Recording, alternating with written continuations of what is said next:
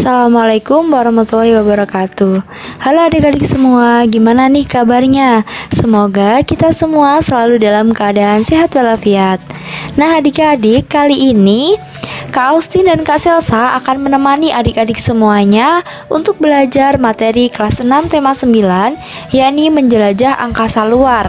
Yang pertama, ada subbab keteraturan yang menakjubkan. Nah adik-adik pernah nggak sih adik-adik itu mengamati langit-langit malam? Lalu benda langit apa saja yang adik-adik ketahui? Coba sebutkan ya.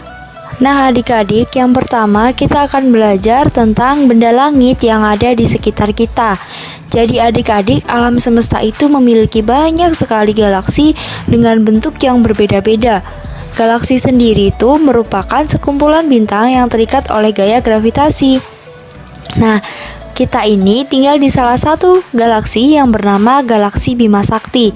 Di dalam galaksi Bima Sakti ini terdapat sistem tata surya kita yang terdiri atas planet, matahari, satelit, asteroid, dan komet. Jadi adik-adik, setiap planet yang ada dalam tata surya kita ini berada pada garis edar berbentuk elips yang disebut dengan orbit. Nah, setiap planet akan berputar pada porosnya. Peristiwa perputaran planet pada porosnya disebut dengan rotasi. Kemudian planet-planet tersebut akan mengitari matahari, sehingga matahari disebut juga sebagai pusat dari tata surya. Peristiwa berputarnya planet mengelilingi matahari disebut dengan revolusi. Jadi adik-adik, tata surya kita terdiri atas 8 planet. Yang pertama ada Merkurius, Venus, Bumi, Mars, Jupiter, Saturnus, Uranus, dan Neptunus. Selanjutnya, kita akan belajar untuk mengenal tata surya kita lebih dekat lagi. Tata surya sendiri merupakan kumpulan dari benda langit yang terdiri atas sebuah bintang yang disebut matahari dan semua objek yang terikat oleh gaya gravitasinya. Pusat dari tata surya kita adalah matahari. Matahari adalah sebuah bintang raksasa yang sangat panas seperti bola pijar. Di sekeliling bola berpijar ada lingkar cahaya berisi gas panas yang disebut korona. Suhu di permukaan matahari hampir mencapai 6000 derajat Celcius. Yang berikutnya adalah planet Merkurius. Merkurius merupakan planet yang paling dekat dengan matahari dan merupakan salah satu planet terkecil dalam tata surya. Yang kedua adalah Venus. Venus memiliki nama yang indah dan menjadi planet kedua terdekat dengan matahari. Salah satu keunikan dari planet Venus adalah adanya awan yang mengelilinginya. Yang ketiga adalah planet tempat tinggal kita, yaitu Bumi. Bumi disebut juga sebagai planet biru. Bumi diselimuti udara tebal yang disebut dengan atmosfer. Atmosfer berfungsi untuk melindungi bumi agar tidak terbakar. Yang berikutnya adalah planet Mars. Mars dijuluki sebagai planet merah. Mars memiliki kutub yang diselimuti oleh es. Mars juga memiliki lapisan atmosfer, namun lebih tipis dibandingkan dengan Bumi. Mars disebut-sebut sebagai planet yang paling mirip dengan Bumi. Yang berikutnya adalah Jupiter. Jupiter adalah planet terbesar dalam tata surya kita. Jupiter merupakan planet yang sebagian besar terdiri atas gas. Planet ini mempunyai bintik merah yang merupakan badai raksasa. Selanjutnya ada planet Saturnus. Saturnus terlihat memiliki cincin yang melingkari tubuhnya. Cincin tersebut terdiri atas lingkaran bebatuan, debu, dan es. Yang berikutnya atau yang ketujuh adalah planet Uranus. Planet Uranus merupakan planet ketujuh dalam sistem tata surya kita. Planet Uranus berputar miring karena porosnya yang hampir sejajar dengan orbitnya. Dan yang terakhir ada planet Neptunus. Planet ini merupakan planet yang berada di urutan paling jauh dari matahari. Planet ini tampak berwarna biru gelap dari kejauhan dan tidak memiliki permukaan yang nyata.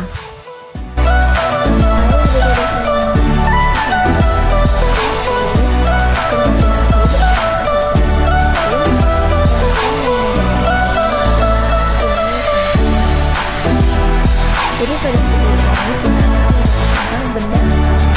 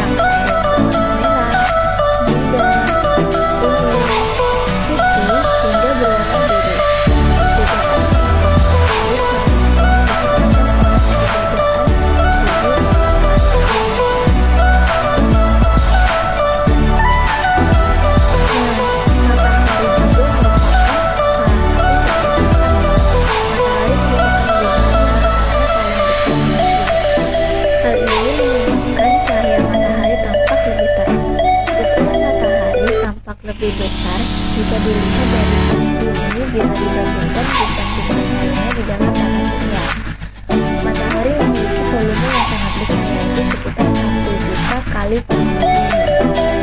Dengan ukuran yang sangat besar itu, matahari memiliki gaya gravitasi yang sangat besar pula.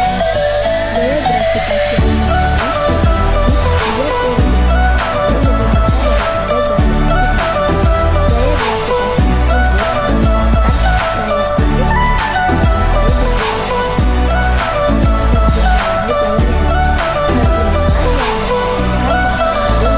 menjadi pusat atmosfernya yang dikelilingi oleh kegelapan. Kegelapan planet tersebut memiliki jalan yang bervariasi dari matahari. Fakta yang kedua yaitu fakta tentang bintang jatuh.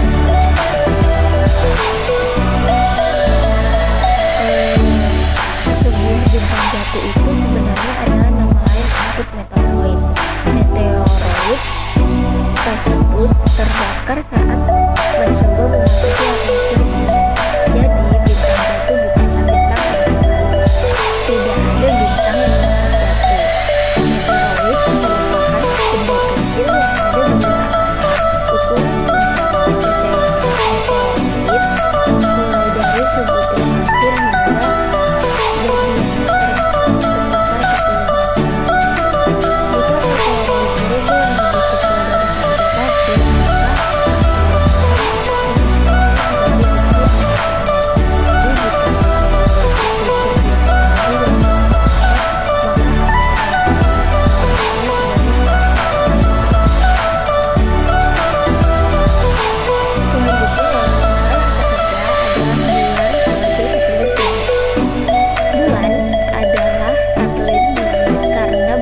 bulan berputar mengelilingi bumi. Bulan melakukan rotasi terhadap bumi. Selain itu, bulan juga berotasi pada porosnya sendiri selama kurang lebih 28 hari. Hampir sama dengan waktu bumi berotasi. Lalu, apakah kalian tahu kenapa bentuk bulan selalu berubah?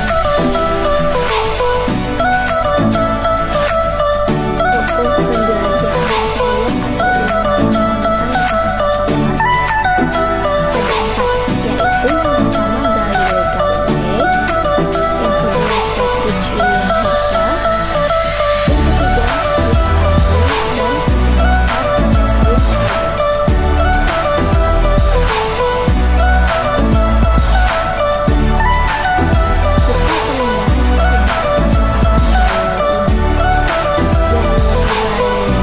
satu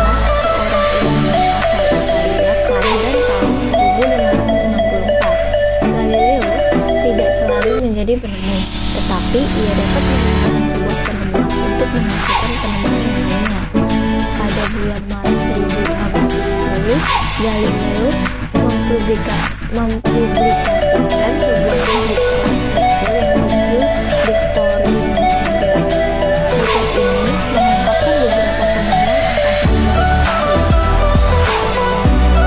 Itu adalah permukaan bahwa kita mengelilingi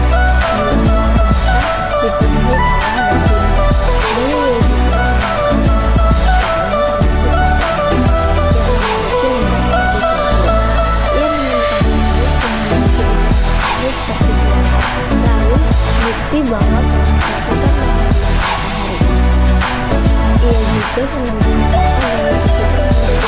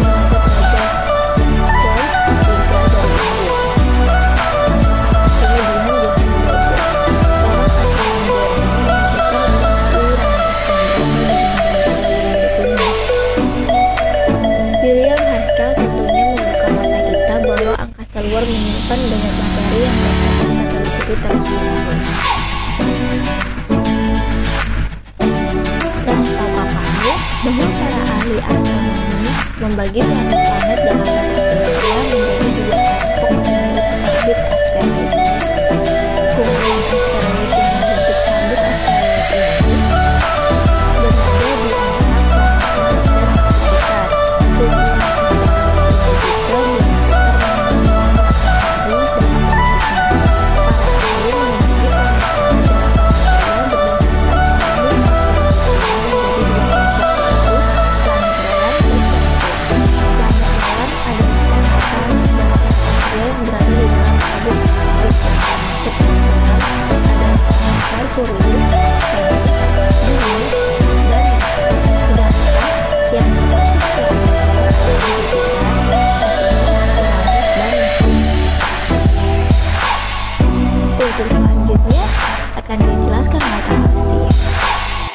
Tokoh astronomi yang selanjutnya adalah Buzz Aldrin. Edwin Eugene Aldrin atau yang biasa dipanggil Buzz Aldrin adalah seorang astronot Amerika yang turut menemani Neil Armstrong sebagai kru dari Apollo 11 dan menjadi manusia kedua yang berhasil menginjakkan kaki di bulan pada tanggal 20 Juli 1969 menggunakan roket Saturn V. Sebelum ia menjadi astronot, Buzz juga merupakan seorang tentara Angkatan Udara Amerika Serikat.